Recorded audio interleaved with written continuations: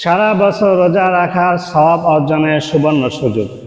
এ সম্পর্কে সহিহ মুসলিমে 2648 নং হাদিসের বর্ণনা এসেছে, আন আবি আইয়ুব আল আনসারী রাদিয়াল্লাহু আনহু আন্না হাদাতাহু আন্না রাসূলুল্লাহ সাল্লাল্লাহু আলাইহি সাল্লাম قال মান সামা রমাদানা থুম্মা আতবাউ সিত্তাম মিন শাওয়াল কানা কাসিয়ামিদ দাহরি।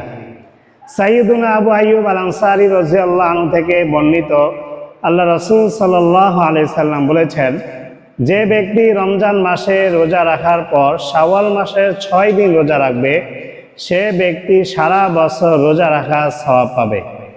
এছাড়াও আল মুজামুল আওসাত লিত্তাবারানির 8622 নং হাদিসের বর্ণনায় এসেছে, আন ইবনে ওমর রাদিয়াল্লাহু আনহু قال قال رسول الله صلى الله عليه وسلم من صام رمضان واتبع ستا من شوال خرج من ذنوبه كيوم ولدته امه।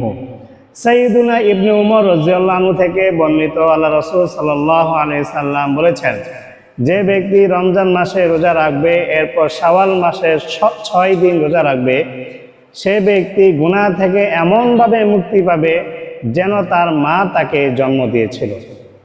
শাওয়াল মাসের 6টি রোজার গুরুত্ব ও ফজিলত আশা করি সকলেই বুঝতে পেরেছেন।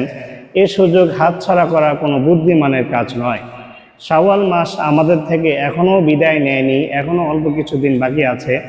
আসুন আমরা সকলে শাওয়াল মাসের 6টি রোজা রেখে সারা বছর রোজা রাখা সওয়াব অর্জন করি। আল্লাহ তাআলা আমাদের সেই তৌফিক দান করুন, আমিন।